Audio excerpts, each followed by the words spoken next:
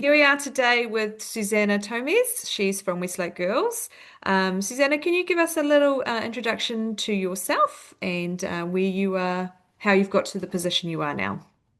Yeah, Claire, it's great to be here. Yeah, for sure. Yeah, I've been at Westlake for a while, developing the STEAM program. And this year I've moved to a new role following a master's that I did with Academy X on technological futures, focused on the integration of AI in education.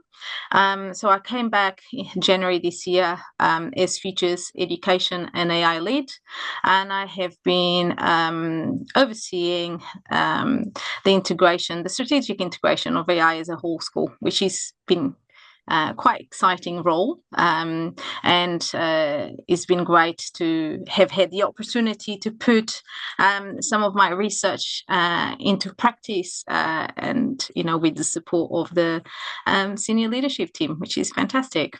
It's amazing that, like, first of all, I went to Westlake Girls, so it's my old school, and your master's program is through the same place as me, which is nice. But it's really cool that schools are obviously being quite progressive with their thinking, and even creating this role is incredible. So you must have some really amazing research that you've done through your master's. Can you explain to us a little bit about that? Yes. So, well, alongside my master's, I'm also involved with international organizations, and I guess that really brought it all together. So, I'm with International Research Center for Artificial Intelligence, which runs under the auspices of UNESCO, and I'm also a global mentor through the Asia Europe Foundation. Of teachers around the integration of AI and building capability for the responsible and ethical use of AI. So I guess there was already there in place, and it just made sense to bring that support and their international context to alignment with our national context. So the masters has allowed me to do all of that. So yeah, so the research has really allowed me to really dive deep into the disruption that is coming our way, and the importance of maintaining and securing the role of the educator as the pedagogical expert. However, through also my research, it became very evident that without AI literacy and capability, is very challenging to transfer the educator as a pedagogical expert into and maintaining their role as a pedagogical expert in an AI infused world. So yeah. So how does this look at Westlake? Like how does your role look for students and for teachers? Are you supporting or are you helping? How does it look? Yeah, I'm interested. Yes. Well, through my masters, I've created a roadmap for the AI integration in specific to more to secondary schools. I wanted to start there because most of the AI tools have got a requirement of age 13, some 18. So I thought that would be a really good starting point. It was important to anchor it on policy and governance. So that was the starting point, and they actually started last year. So through consultation with the whole community, we drafted our AI policy guidelines for both teachers and students. And so that was put in place. That was the starting point. It was really important to bring parents on board through transparency and building trust. So communication went to parents. There was an opportunity for parents to join a HUI and ask questions, and to obviously reassure that we were putting all the steps in place in terms of data security protocols to alignment to pedagogical focus and obviously school vision. So that's where we started. And alongside that, we also invested on making it really visible in practice. So the policy on its own wasn't sufficient. It had to be supplemented with professional development. So what does that policy look in practice? What are not just security guardrails, but also physical guardrails in terms of protocols around data privacy to secure privacy of data for students and the school.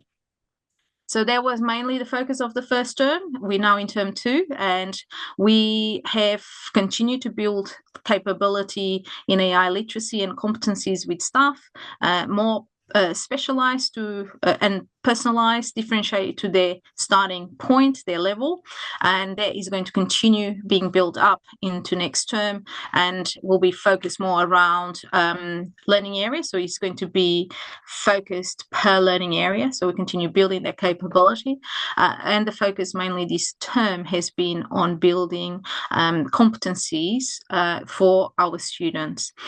And what that looks like is been a combination of assemblies and AI fundamentals around. We started with the limitations. Obviously, what is AI? Limitations, hallucinations, bias, data privacy, misinformation, disinformation, and very importantly, we covered the social media algorithm, and that's something that is not formalized in the curriculum. So that was all. That's where the focus has been, and we're hoping now to move to the practice. How are you finding people engaging with it? Like you've got families, you've got students, you've got teachers, and I feel like there's a bit of fear and a little bit of the unknown around AI. It's definitely a hot topic at the moment. How have you found people have engaged with it? Are they pretty open to it? Are they wanting to know, or are you finding there's a little bit more sort of don't really want to deal with it? I think it's an emerging technology. Um, and so there's been a mix of reactions. So from early adopters to individuals that show a bit more resistance. Sometimes that resistance comes from the lack of understanding of the technology, or it comes from the concerns around academic integrity. So what I find really useful to do is to go back to the basics and the why. What's the purpose of education? And if we think about the purpose of education is to build their child as an individual holistically to become active and successful person in society, but also to become a member of the futures of society. And when we think about AI, which, like it or not, is everywhere and is only going to get better, and is only going to be infused into so many more things, and there is the first time that we've got a technology that simulates human behavior, human thinking. And when we think that the prediction is that generative AI is predicted to arrive around 2030, and we think that every child that entered ECE this year is going to be going into the world as a school leaver 2035. So they're going to enter a world that we have is a known, but is for us to create at the same time. So that's why it's really important to bring it back to the why. And when you think about it, we have to prepare our young people for an AI-infused world. And if we're intentional and proactive in doing that, then we can create the future that we want. And I'm a hopeful, optimistic, and I think there's lots of good examples of AI for good, the use of AI for good, but that needs to be intentionally built through AI literacy. Yeah. There's so much learning to go behind it, and you're absolutely right. Like it's the way of the future. And yeah, you look at the kids that will be going into education soon. So much of it is going to be touched by AI in some way, or their life just in general, not even just education, but so many elements of their life. And we've had great conversations with other, I've had some great conversations, sorry, with other people that have said, you know, AI's been around for a pretty long time. It's not actually a new thing. But I guess that learning and the education around it and how we can use it to be productive and still have creative thoughts and critical thinking around what we do instead of using AI to take place of those things. And I often think, I heard it somewhere, you know, I want AI to do all the boring jobs that I don't want to do. I don't want AI to do all the fun stuff that I like doing, like my music and art and all the exciting things that speeds like get the curiosity going. And so I just got to move sideways a little bit. So you're doing a lot of with AI, but this sort of came from some STEM that you've been teaching as well. Try. So the approach to STEM, and we're very proud because it's been a collaborative effort, a multidisciplinary collaborative effort, and is actually been featured in a OECD study on innovative career pathways that has been done across 5 countries. So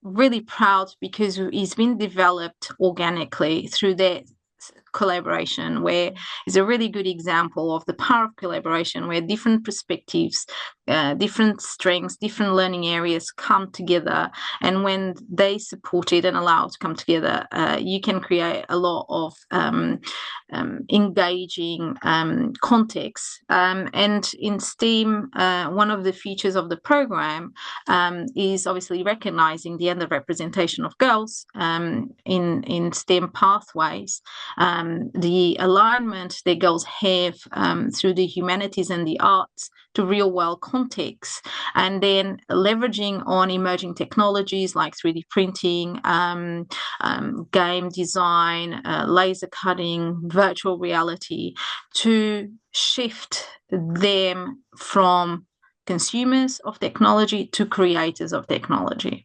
Yeah. And then bringing a layer of entrepreneurship at senior school as well. So, yeah, so it's been very exciting to see, and to actually shadow this, our students' journeys, and a lot of them are going into those STEM career pathways and building their talent pipeline. So yeah, it's amazing. It's so great to see that you're being so proactive about it. Like I said, that's my old school. So it's quite nice to know that they've got these amazing teachers in place and you're creating these really amazing opportunities for these girls. And it is a really desirable school to go to.